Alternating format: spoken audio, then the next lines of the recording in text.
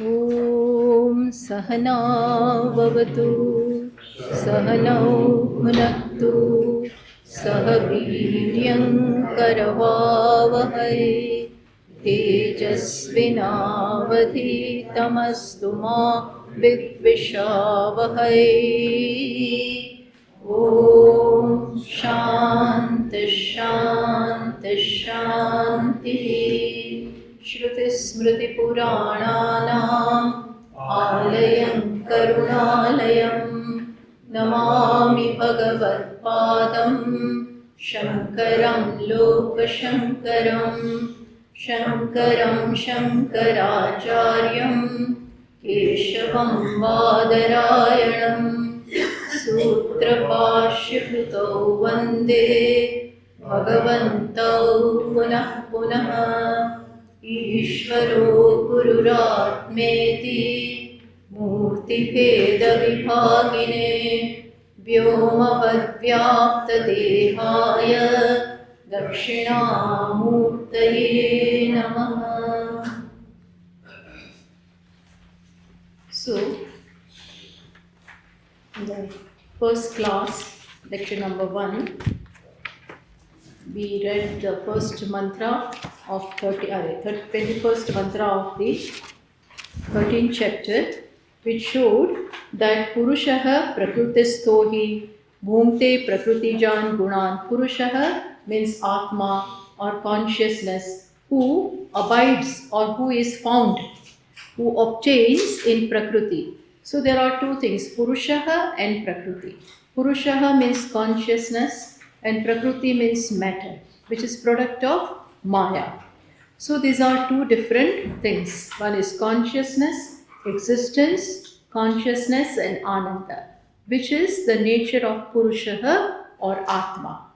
And he obtains in matter. Obtains in matter means that these two are, as it were, close. They are together. Now, they are not one. They are not one. But Purusha obtains today in the Prakriti. Just as I can say, when we say I am tall, so that I part belongs to Atma or Purusha, and this tallness belongs to the body. So these are two things.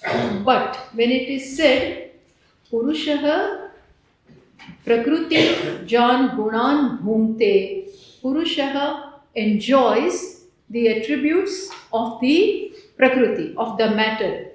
There we have to understand that he takes himself to be the body, takes himself to be the entire complex, and identifies with the different layers of this entire complex. See, the body, as I said, is Prakriti or matter. And this matter here is body, then pranaha, that is vital air, then there are sense organs of both the types, sense organs of perception plus sense organs of action. So that is indriyani. So that is third one. Then fourth one is the mind. Then in this complex itself, which we call Prakriti, all of this is there. Then there is intellect also. So when it is said that Purushaha Prakriti Jan Gunan Bhumte, when Purusha enjoys the qualities or enjoys the attributes of the Prakriti, what is meant is that Atma takes himself to be this entire many-layered complex. And when he takes himself to be this, then there are different conclusions which arise in him. With respect to body, listen, with respect to body, what is the conclusion or notion that has arisen in us? I am woman, I am man, I am tall, I am lean. Okay, that leanness, the tallness, that gender is where? It is in the body. But I lumped it with I. I am tall. Then we go to the sense organs. Eyes. Eyes see. Ears hear. But what do we say? I hear. I see. That seeing aspect belongs to the sense organs. I walk. Walking is done by legs, but I impose that upon I. This is coming together. This is called, in I am superimposing the qualities or the properties of the body. And this is many layered. Then we go further. We go to the mind. Mind is sometimes happy, sometimes unhappy, sometimes angry, sometimes jealous. So many things. These are all the different states of the mind. Now, we begin this exercise. We say, I am unhappy. I am angry. Then what has happened? The anger of the mind is joined with I. As a result of which, I have this conclusion, I am angry, and then I feel guilty. Or I am jealous. Jealousy is the vritti or the state of the mind. I put it on me. I superimpose it upon I. This happens. We are not even aware of this, and we just join these two different things together. This is lumping. Then we go further to the intellect. and I say, I am dull. This Vedanta is too much for me. This chapter is too much. First chapter is okay. But this chapter is too much. Particularly kshetra, kshetrajna vibha. To pronounce this, to spell this is also difficult. What to talk of understanding? Then, I call myself dull. I call myself bright. I call myself intelligent. I call myself knower. I'm doctor. I'm engineer. I'm this, that, so many. We attach so many things to this. All this belongs to the intellect. And I put it in I.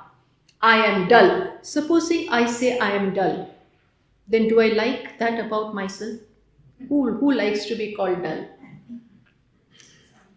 He's dumb-headed. He's a moron. Who likes to hear this? Which means I have taken this to be of I. I don't know this. But when I do this, this is involved. And then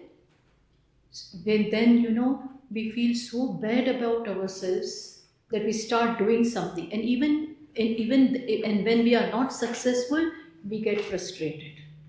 We get depressed. Why this depression is so common? So common now. Even a child is depressed, they say. He's in depression.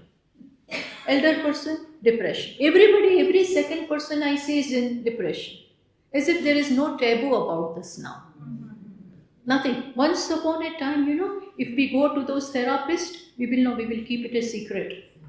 Nobody should know about it. But nowadays, openly he has gone to see. But we don't know what we are doing.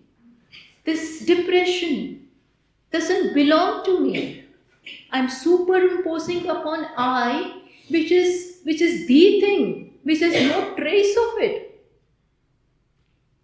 And combination of all, and supposing I call myself bright, intelligent, and sometimes I find my rival, and he's better than me, then again my intelligence is at stake,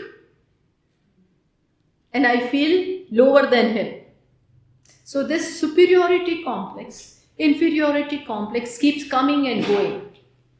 With people who are little less than me, I'm something. And people who are higher than me, I'm nobody. All these things create big complex and we suffer. We suffer sometimes bloated ego and sometimes nothing. We are in one corner.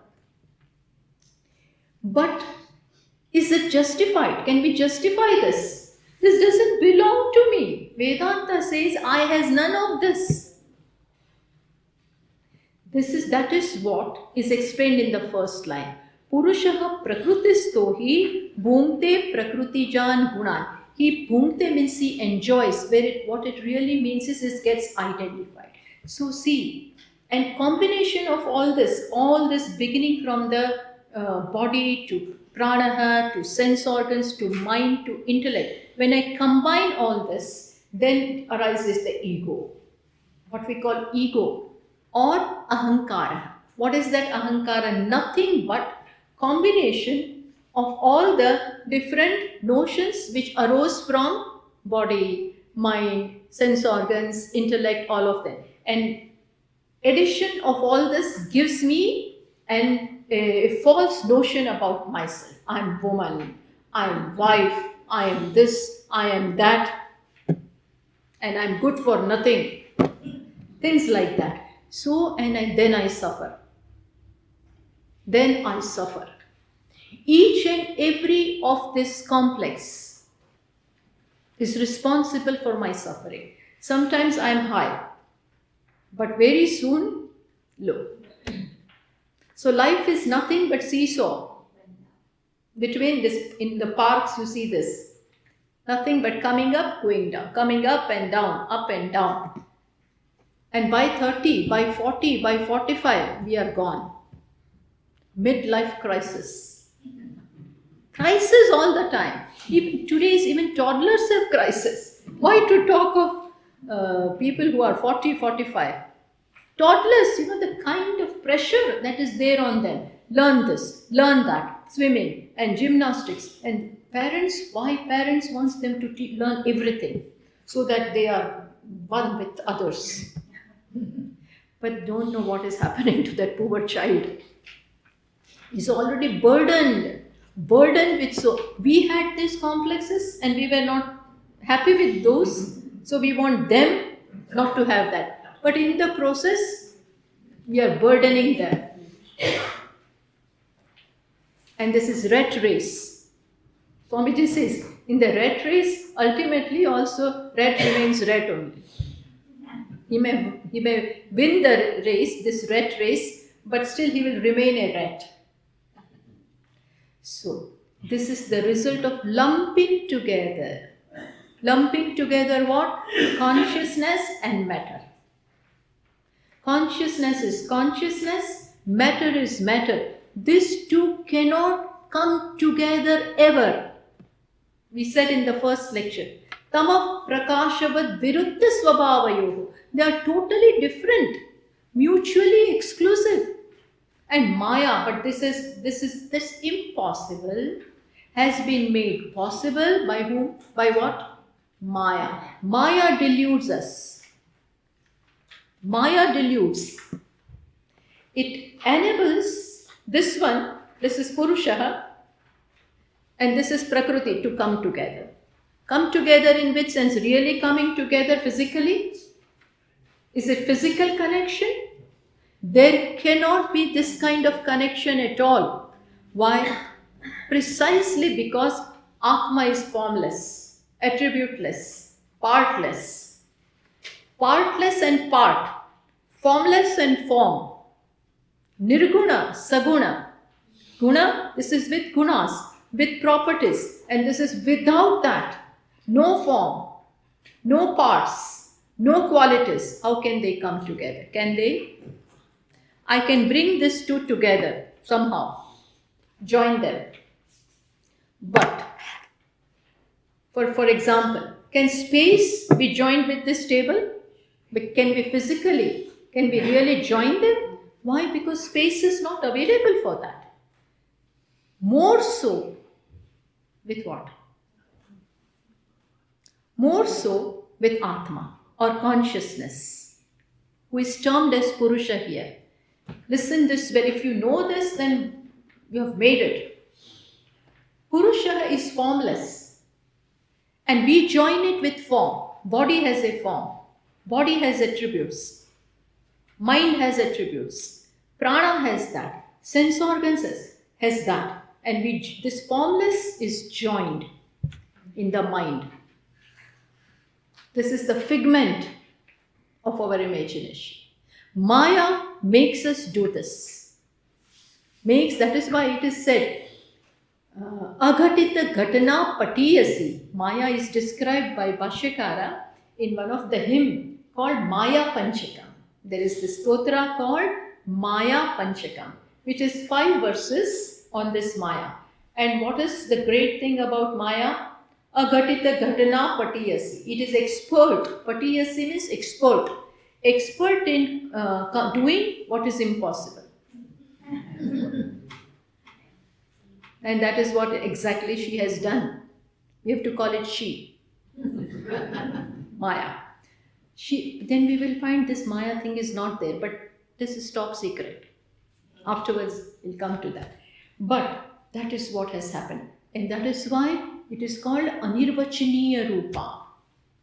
She has done this. She has made this Purusha a puppet. Atma is today helpless. Which Atma? All-pervasive, formless, qualityless, full.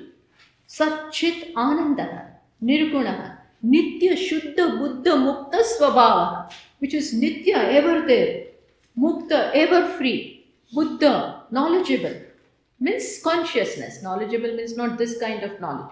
Consciousness. This kind of self, this Atma, what Maya has done, joined with this. I'll give you an example. It is like bringing the iron and fire together. there are two things. There is one iron. And what is the property of that iron ball? It has a shape, plus it is cold. When you touch the iron, you feel that it is cold. This kind of iron, this iron, and there is fire. When iron comes with fire, or when they come close, then what happens? This iron gains the property of fire. So that which is cold by nature becomes hot. And fire, which is hot, but it has no shape, seems to gain a shape. So when these two are together, the illusion is that red hot iron ball, red ball, where there are two, but we see one, red ball. When we say red, the red part belongs to the fire, and that round shaped ball belongs to iron. But a child may not know this. We are grown up, so we know. But child may not know. And what he will say, a red hot ball. When the plane crashes, then this kind of, you see fire. Big shape it has. Yesterday only we saw when that plane crashed, it was totally engulfed by fire. And so red things and smoke and everything was coming out. So there are two things together, fire and those things of the plane. But child will see just red hot fire iron ball. The two things are there and they are taken as one. This is the example. Similarly, how many things are here? Purushaha Prakriti. Purusha Atma, consciousness, which means I always say I am walking, I am talking, I am thinking, I am listening. This I is intimately felt by us, isn't it? Even a child will say, don't touch me, don't do this to me. So I is there. You feel it constantly. That I is termed by me as tall, fat, woman, man, good, bad, Brahmin, Kshatriya, American, and things like that, so on and so forth. But where does this American belong? Where does it go? To the Prakriti, to the body, and the different layers of the body. It goes there. Tall goes there. I don't see well. My eyesight is now becoming weak. Goes where? I am not weak. My eyes are of the body. I am dull. People say, no, I can't. I can't walk. I can't talk. I have respiratory problems. Arey, you don't have them. You Atma doesn't have. Who has it? Body. But I, naturally, without thinking, without pausing to think, automatically takes itself to be this. Takes itself to be this. And so, this is samsara. This being there is not samsara. Don't blame the body, it's what it is. Why should we blame the body? It is its nature that it will die one day. It has come into existence, and then day by day it declines.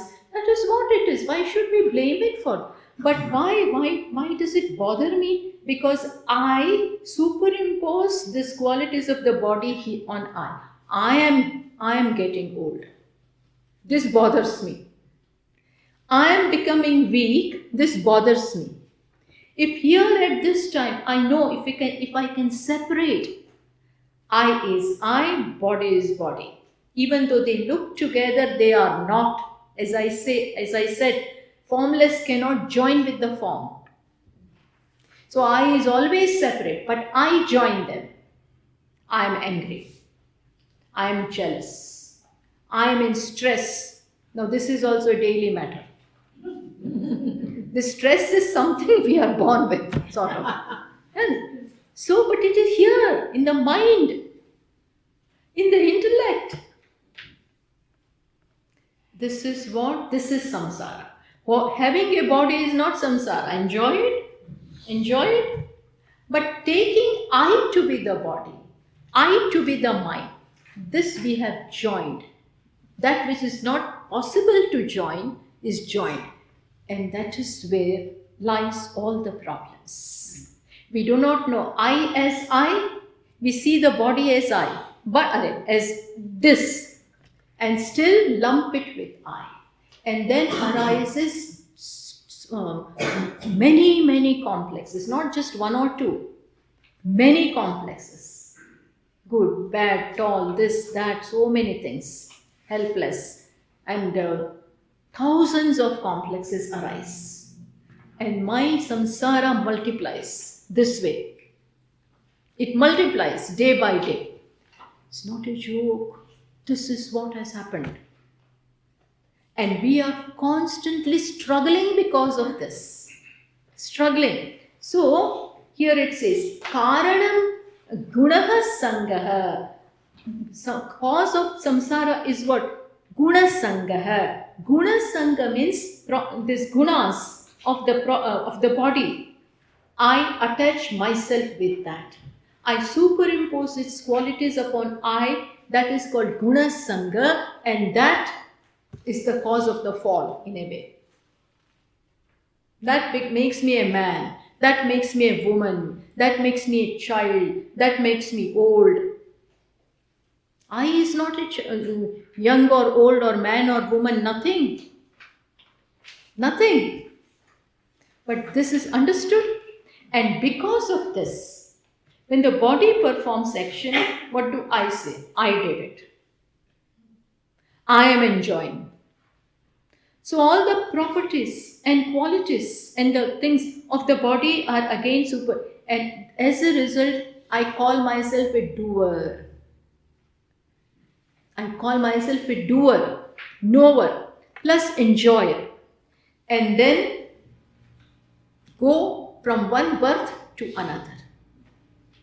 Sadakaran sadasad yoni janmasu. In what kinds of birth? Some are, as I said, his attachment to the attributes is the cause of births in higher and lower wombs. If I perform good actions, then I know that I'll be going in higher yonis or births. Maybe born as Devata, maybe born as a Gandharva, and things like that, higher realms. And if I happen to perform wrong actions which go against the moral law, then where will I go? In lower wombs. Then there is no escaping. Then the laws of karma and its effect, cause and effect, will bind me. Then I fall within that law. And then according to my karmas, the kind of actions that are performed, I will have to, as I sow, so shall I reap. It will come. And this has been going on. But what is the root cause? We have just found out. What is the root cause? Joining. Joining and bringing together and lumping together, which is not possible, but we have done it. Maya has made us do this. So this is the verse of chapter 13, which becomes the cause for 14th chapter. That is why we have taken. This verse number 21 of 13th chapter sows the seed for Bhagavan to elaborate this in 14th chapter. So this becomes the cause. That is why we took it. And now comes 14th chapter. So Bhagavan continues his lecture.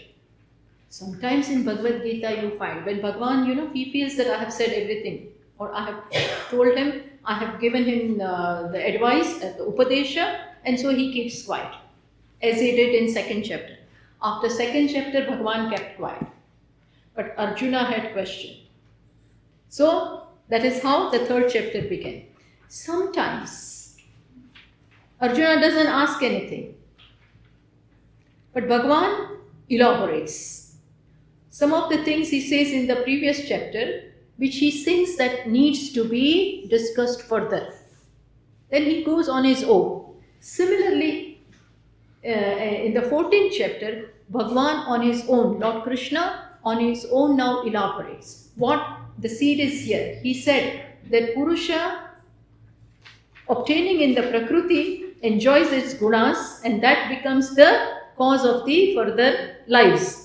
Now here, he has to unfold. What are these gunas? What are the properties or the gunas? I will explain this word. This guna, what are they, because of which Purusha thinks that they belong to me? Which are they? Which are the different gunas of the body? That is of the Prakriti, of the matter. Plus, how do they bind? How do they bind this? Whom do they bind? Purusha. Atma. How do they bind? That also needs to be told. Plus, how many are they? Plus, how do they bind?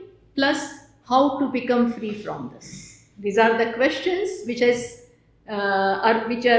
arose because of this one verse in 13th chapter. Arjuna may be thinking, he may be in the process of thinking, but Bhagwan knows that if he will think, these questions will come as a natural course. So on his own, he now elaborates. Which are the things he wants to elaborate and explain, that what are these gunas of the Prakriti, of the matter, which are binding this fellow, this Atma. And how is it binding? Plus, how to become free from this. How to become free from this. Plus, he doesn't leave anything out. Who is the one who is free? Who is the one who has understood all this and knows that he is totally unattached? Who is that person? Gunatitaha. It is called Gunatita. One who has transcended all the gunas, that is Maya, and he now knows himself very well, abides in himself, in Atma, even though the body may be there, but even though he obtains in the body, but still he is free, because knowledge is there. So these 4 points Bhagwan wants to take up. That is why he began 14th chapter. And in that comes, now let us get into that. Now he begins talking about the gunas, which are found in the Prakriti. In other words, these gunas are nothing but Prakriti. Prakriti is nothing but guna. See, let me tell you. Matter. Matter is called Maya, or the cause of it. Maya is the cause from which this creation has come. Understand this. Maya, another word that is used for is avyakta, is the cause from which the creation has come. This concrete creation, made up of what? 5 elements in their gross as well as subtle forms. This Maya has created this, has made this creation from gross and subtle matter. And from that, certain things are gross, certain things are subtle. Which are the things which are subtle? Mind is subtle. You can't see the mind, but you know what it is. Intellect is subtle. Even prana is subtle. Sense organs are subtle. Only body is gross. Only body is gross.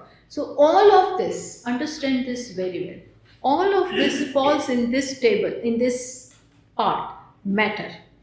In other words, Maya. Cause of the matter is Maya. And from Maya and Prakriti are same. Maya and Prakriti is synonyms, same.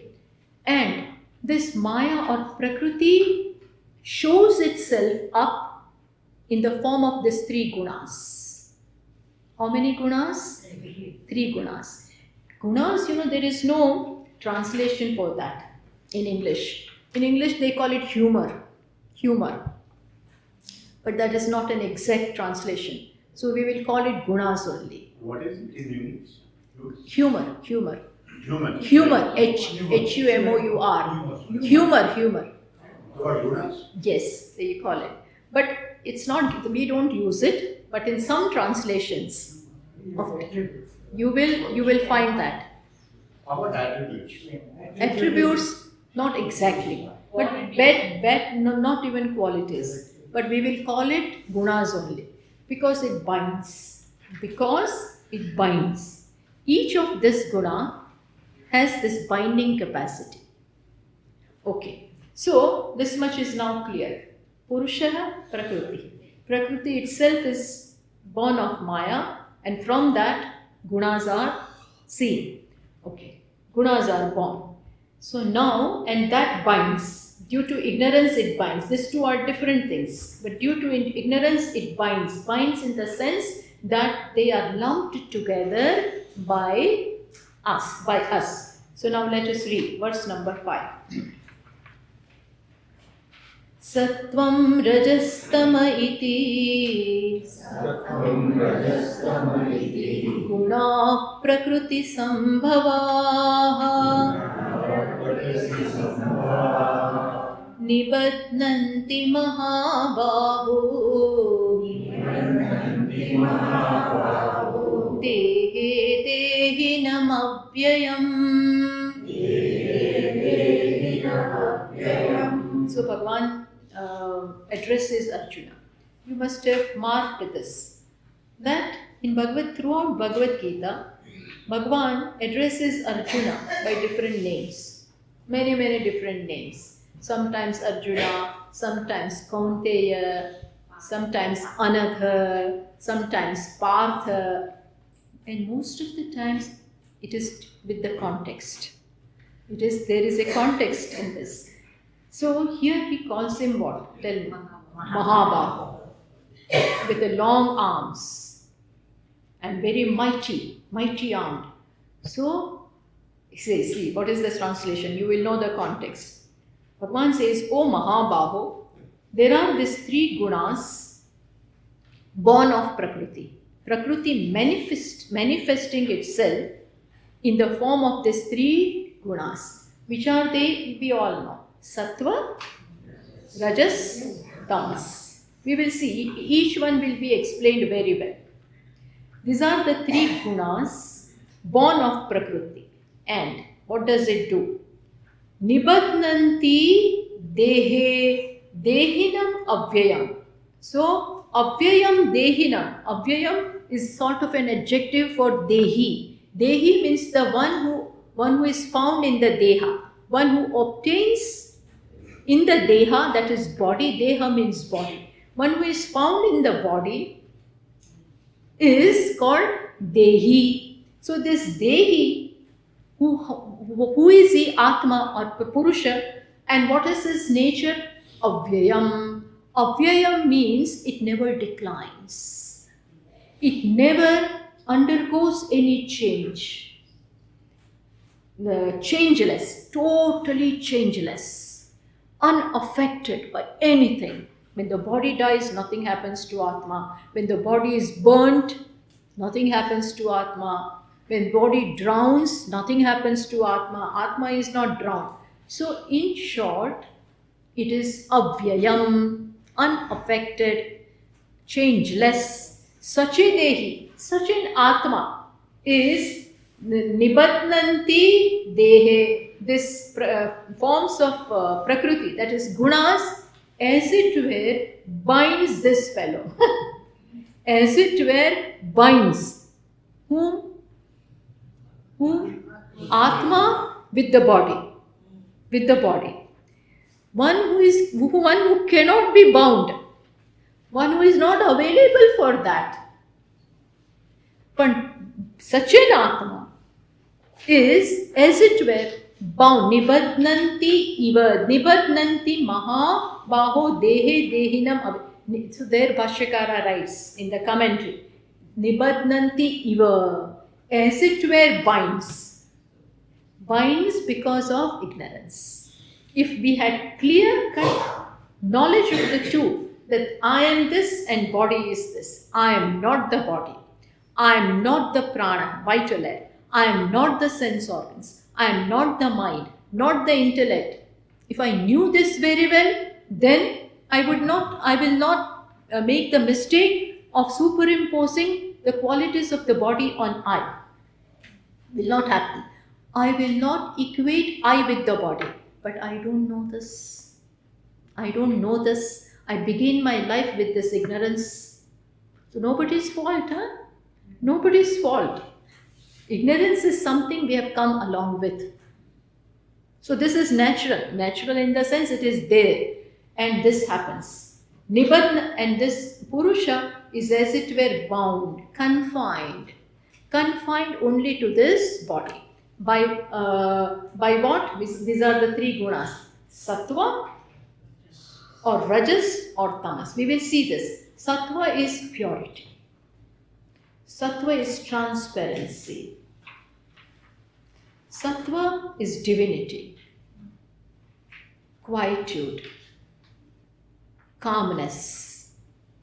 This is sattva. Rajas is activity. See, Maya has all three, huh? Maya has all three different things. One is sattva, like when we make the plate of our hair. As I make this plate, So I make three parts of the total hair and then braid them together, plait them together. Similarly, Maya comes with what? Tamas. Everywhere these three are found. Everywhere. Look anywhere in the creation. Anywhere. You will find these three. So, there is not a single thing or place in the creation where these three do not obtain. Huh? So in the body also, in this complex, in this entire upadhi, this entire complex of body, mind, intellect is called upadhi, complex. In that also these three are there. And everywhere, nobody can say, I'm only sattvic. Nobody can say, I'm rajas. Rajas means activity. Rajas means action, activity, restlessness, and many other things which will come. But mainly this, activity, restlessness, lack of quietude. Constant movement is there in Rajas. What is tamas? Anger. Darkness. Darkness means ignorance, density of lack of knowledge. That is there. Then laziness. Things, dullness. This is all tamas. Everywhere this is found. Even in a wise man, huh? This is there. Only difference between wise and not wise. What is the difference? The difference is wise knows that I am not dull. I am not active. I am not even quiet. All this belongs here. This will come in the last verse. But he knows this difference clearly. Whereas those who are not wise, they do not know. And they superimpose the sattva, rajas, tamas on I. And that is how we call ourselves sattvic, or others as sattvic, rajas, tamasic. And we judge people. We judge them. Right and left. He's very rajasic. This tamasic means angry fellow. Very violent. We have no idea what we are telling. This doesn't belong there. Why do you brand him? Don't brand. He is not tamasic or rajas. He is pure, asanga. That is why one word for Atma is what? Asanga. Asango hi ayam purushaha Purusha means Atma, is ever asanga, unattached. These are the three colors also you can say. Sattva stands for white, Rajas for red, and tamas, black. Black. But these are the three colors, but Atma is colorless. No color. Means none of these three. They are born of Prakriti. They are Prakriti. But they not knowing this difference, not aviveka. This is called aviveka. Aviveka means not being able to separate the two. We mix them together, lumping them together. And Atma becomes as good as these three. As good as these three. Even in nature you will find, this is by the way, nature, this time, it is now 12. What is this time called in nature? Rajas. As the sun, becomes brighter and brighter, and it is Rajas. We work during the day. Morning time, sattva. Sattva. Pure. Time is pure. Brahma Muhurat, they say. 3 o'clock, 3:30, 4. Still the sun has not completely come. That time, quiet time, pure time. So generally, it is said meditated at that time. So outside sattva, inside sattva. That time we are also fresh. We have just woken up, taken rest. So mind is also quiet, relatively speaking. And so it is easy to know the self at that time, because mind doesn't pose a problem. And night time is what? After sunset, tamas. After sunset, it is tamas. So they say, that all nocturnal things, nocturnal elements, they become active at night. Bhuta, preta, ghosts and things like that. See, in our culture, all this is mentioned. That time they become active, and devatas become active at 4 o'clock, 4 a.m.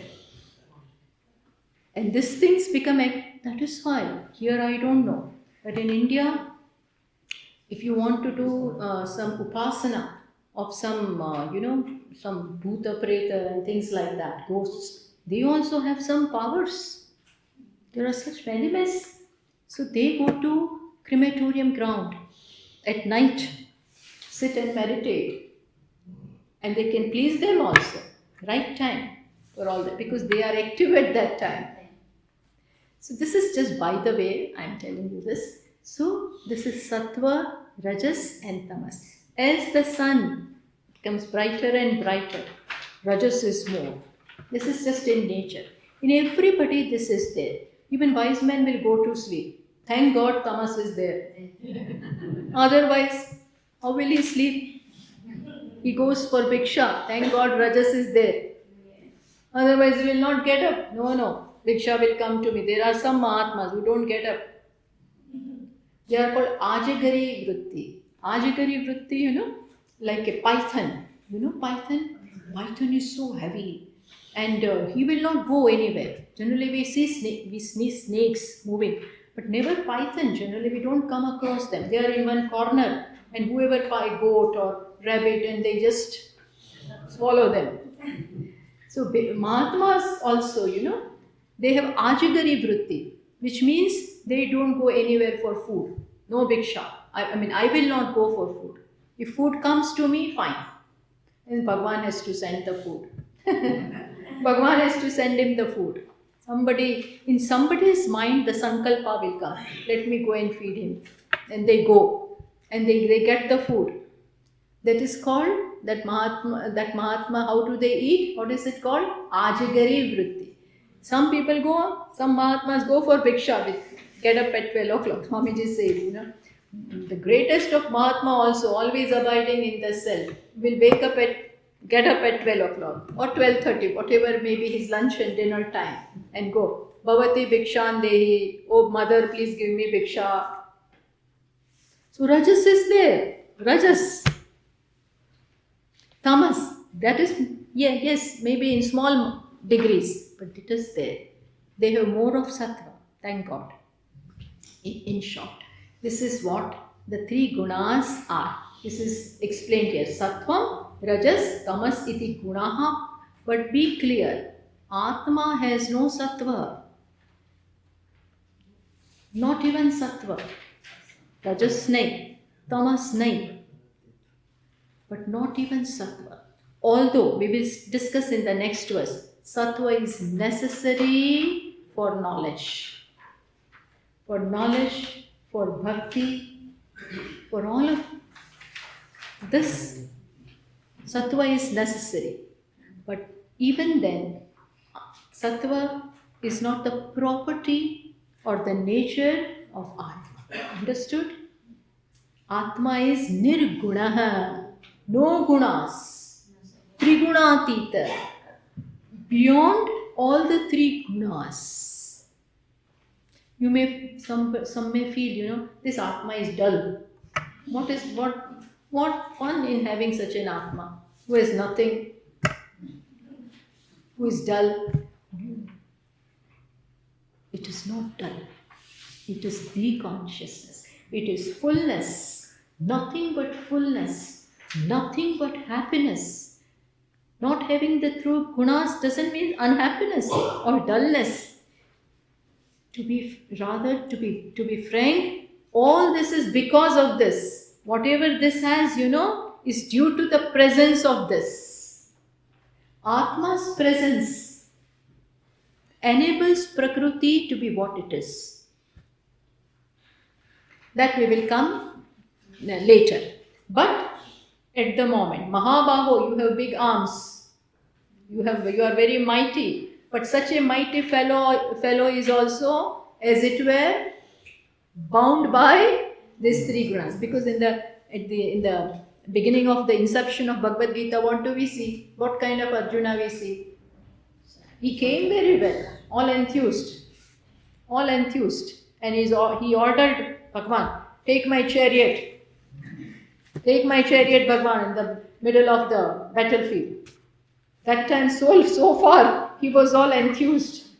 But then very soon, which Arjuna we see? Depressed. He got depressed, crying, shivering, literally crying, grief-stricken, totally overwhelmed by sorrow. So Bhagwan is sort of telling him, you are Mahabaho, big arms you have, mighty arm, but you are at the moment in the snares of these three gunas, in the jaw of these three gunas. When the tiger pounces like that, these three gunas have pounced upon you and you are within its claws. You are bound. So, nibatnanti iva. These three gunas bind as it were. As it were. Why? If it was really bound, then it won't come out. It will not come out. But with the dawn of knowledge, with listening to these words, which words? That I am full, I am Purusha, I am consciousness. Atma is not in any way attached or bound by this. When you hear these words, moment the words of Vedanta are heard, there is no going back. Really, there is no going back. Reversal has begun. You understand what I am saying? Reversal has begun. Moment you hear this, at least the seeds are planted. Oh, I am full. So far I thought I am not full. I am helpless. I am jiva. Transmigrating in this ocean of samsara. In this dense forest of samsara, somewhere, sometimes up, sometimes down, sometimes here, sometimes man, sometimes animal, sometimes insect, sometimes devatas, sometimes. See, the climax is, because of the punya, because of the meritorious some actions, you go up. And then Still, which karmas are left? Which are left? There may be some other karmas also in your account which will make you come down. Like that game of snake and ladder. Game of snake and you go up and suddenly you just come down. This is what it does, Up, down, up, down. Up it. So, this is what this Maya does. But moment, nibadnanti iva, as it were bound. Why? Because when these words are heard, when you come across Vedanta, then there is opening. You come to know your real nature and then you discard this identification. As I said, even a single word when you hear tattvamasi just once, it begins to work. Somewhere it may take more time, somewhere less, but it definitely begins to have its effect. Take my words for this. It definitely begins its effect because it is planted here. Someday it will rise. Someday. It can bring total effect now also, if we wish. But if we are little dull, then it will take some time. But definitely it is going to happen. Reversal. About turn has happened. So, this is what it does. Now Bhagavan talks in detail, introduces all the three gunas. Come on. Verse number 6. Tatra sattvam nirmalatvat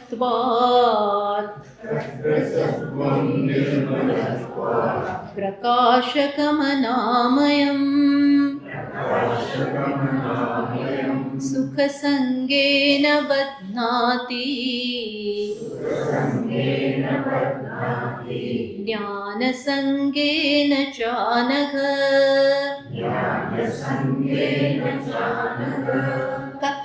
Tatra means among these three. Among these three, because here in verse number 5, the three are introduced. So now among these three, Bhagavan talks about sattva. He is introducing sattva to us. Tatra sattvam. What is this sattva? He says nirmalatvat, prakashakam, anamayam. It is what? Nirmala. Nirmala means shining. Nirmala means pure. Prakasham, full of luster, full of effulgence. Effulgence, self-effulgent. So, this is the guna, not self-effulgent but effulgent. Nirmala means pure. And anamayam. Anamayam means, literal meaning is free from disease. Anamaya. So, somebody is, if birthday is there and something like that, then we wish them, may your life be without any kind of disease, you live long and all that. Dirghayu and Niramaya. Dirghayu means may you live long and may your life may be Niramaya. Niramaya means without any kind of afflictions, whether mental or physical. May you have no afflictions. So there this word Niramaya, without any kind of affliction. Sattva is like that. Sattva is like that. But, right in the beginning, Bhagavan said, what do? They bind. As it were, they bind. How does sattva bind? Sattva also binds, How does it bind? Sukha sangena badhnati. It binds me with knowledge. Binds me with knowledge.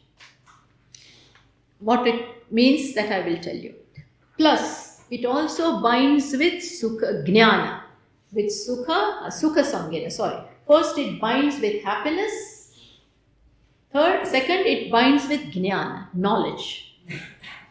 So, when I say that I am happy, but that happiness has come because of the mind, state of mind.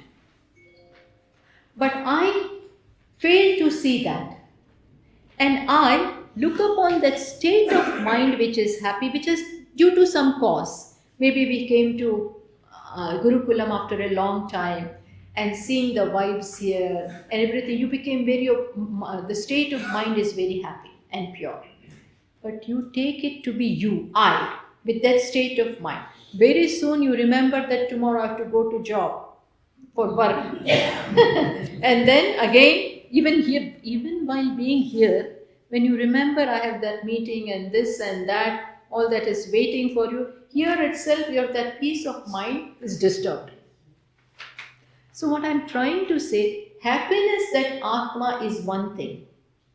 And mind having that state of happiness, unhappiness, anger, jealousy, patience, all these are different vrittis, cognitions, thoughts of the mind. Happiness is also a thought, state of the mind. Unhappiness, jealousy, all these are different thoughts, vrittis of the mind. That I am not. That Atma is not. But not knowing this, sattva tends to bind you with happiness coming from outside things, or makes you join with the state of the mind. Plus jnana sangena. So with knowledge also. Whom is he telling? Anaga. O Arjuna, you are sinless one. To the sinless one, he is calling Arjuna as sinless. O Arjuna, this sattva also tends to bind this way. So when you get the knowledge, but you think that the mistake that is made is, I am the knower. I am intelligent. Maybe the battery. Yeah. Maybe.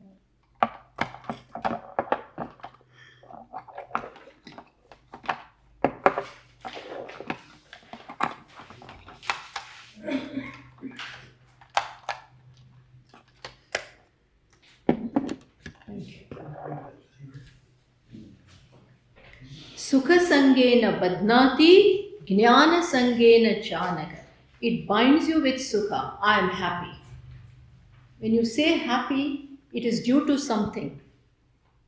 But not knowing this, you brand yourself or think yourself to be happy. When that thing goes away, you're again back to square one. But it creates the thought in you that I am happy. Plus, I am knowledgeable. So some scholars, have this, I will not say it, but they think too highly of themselves. Some scholars, some panditas, we are this, that. Why? Sattva is there. Sattva is definitely there. But it doesn't stop them from identifying with this quality of the intellect, brightness and all that. It makes them join with that. So the ego, very much that ego is there, that I am something. There are some singers sing very well, definitely. But then that ego is there. And when somebody makes a mistake with the shruti, then they just cannot stand it. It's okay. So what I am trying to say is, this also binds. This is good. We will see in Bhagavad Gitã, Bhagavan very systematically wants us to grow out of the gunas. First from tamas, then from rajas, and then from sattva. Sattva is in the beginning our goal, when we have prominence of tamas. So this is the way if all of a sudden from tamas, you will not go to sattva. It's not possible. It's difficult. So from tamas should be converted into rajas. Rajas must be converted into sattva. And then even sattva will go. Sattva also you will transcend. That is in third chapter, Bhagavan says that how is this jiva engulfed by the matter. There he says that he gives the similarity.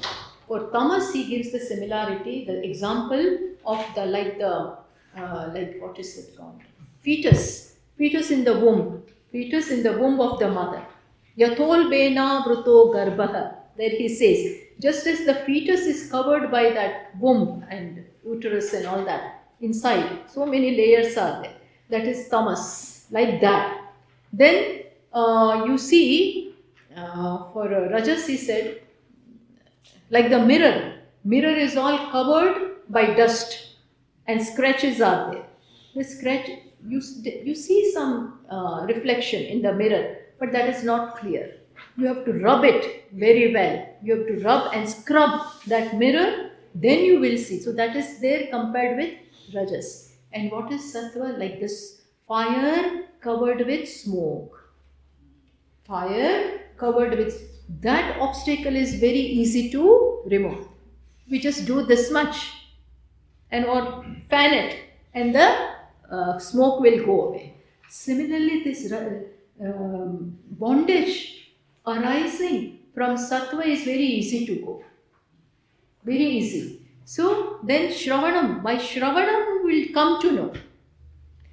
But you have to start working from tamas. Get rid of that by coming to sattva, coming to rajas. It is precisely because of this that Lord Krishna advocated karma yoga to Arjuna. Arjuna is all tamasa at the moment.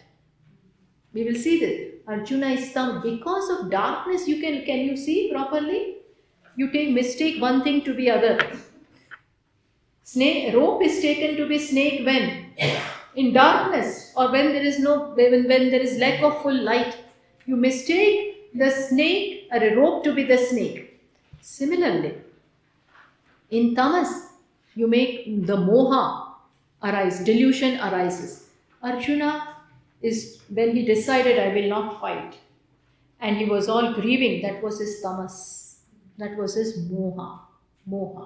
So, moha means you, instead of seeing what there is, you see something else. So this was the battle of dharma, and he took it to be battle of adharma. He thought it is himsa, violence, whereas it was something to be done. But because of tamas, he could not see clearly. So Bhagavan advocated karma yoga. Get up and do, perform for others. This is karma yoga.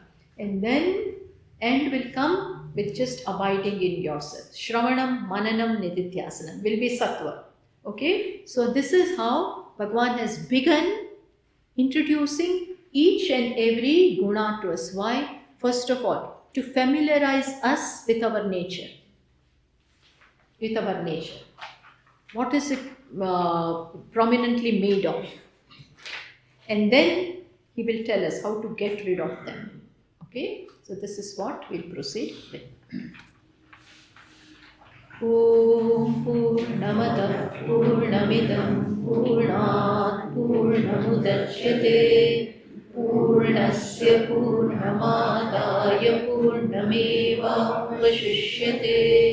Om Shanti Shanti Shanti. Hari Om Shri Gurubhyo Namaha. Hari Om. Now, in the evening at 5:30, meditation. Here. Swamini's class will be at